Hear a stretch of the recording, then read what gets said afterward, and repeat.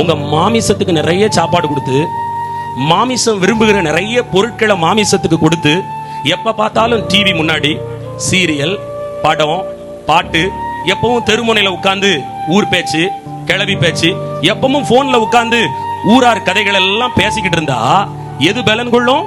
மாமிசம் தான் பலன் கொள்ளும்.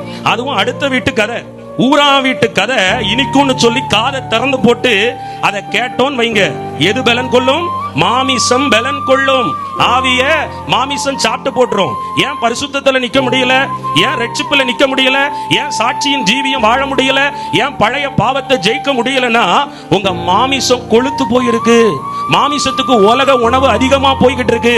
ஆனா ஆவிக்குரிய ஜீவியமோ சோர்ந்து போய் கிடக்கிறது. ஒரு அல்லேலூயா சொல்லுங்க.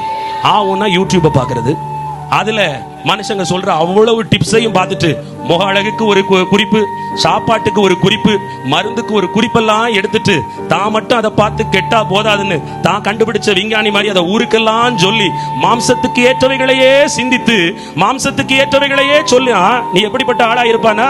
ஆவிக்குரிய வாழ்க்கையில் தோற்று போன பிள்ளையா இருப்பாய். அப்ப ஆவியை பலப்படுத்த என்ன செய்யணும்?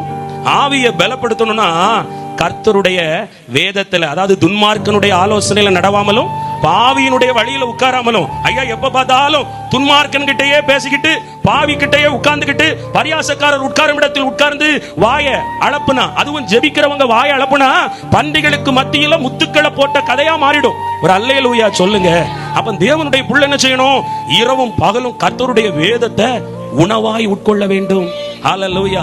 அதிக நேரம் மொபைல் போனுக்கா, டிவிக்கா, தூக்கத்துக்கா, சாப்பாட்டுக்கா, உலக வழக்கத்துக்கான்னு யோசிக்கணும். மாம்சத்துக்கு போகக்கூடிய எல்லா கனெக்ஷனையும் கொஞ்சம் துண்டிச்சு ஆவிக்குரிய வாழ்க்கைக்கு ஏற்ற மன்னாவை அதிகமா கொடுத்தா நீ ஆவியில பிழைத்திருந்து நித்திய ஜீவனை பெற்றுக் கொள்வாய். பரலோகத்துக்கு போகணும்னா ஈஸி கிடையாது.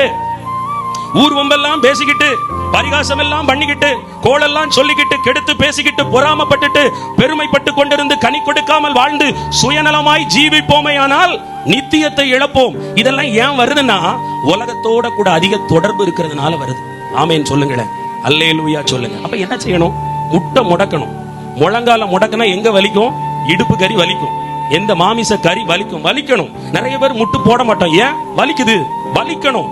மாமிசத்துக்கு வலிய கொடுக்கணும், உபவாசத்தை கொடுக்கணும். அப்போ உடம்பு ஒடுங்கும், மாமிசம் ஒடுங்கும், மாமிசம் சாகணும். அப்பதான் ஆவியால பிழைத்திருக்க முடியும். இரவும் பகலும் உட்கார்ந்து பைபிளையே தியானித்து கொண்டிருக்கணும். எனக்கு நேரம் போகல, பொழுது போகல, பேச ஆள் இல்லைன்னு சொல்லி ஒரு மணி நேரம் போன்ல பேசினா உன் சிந்தை முழுவதும் மனுஷ பேச்சுக்குள்ளதான் சுத்தப்பட்டிருக்கும். ஹல்லேலூயா.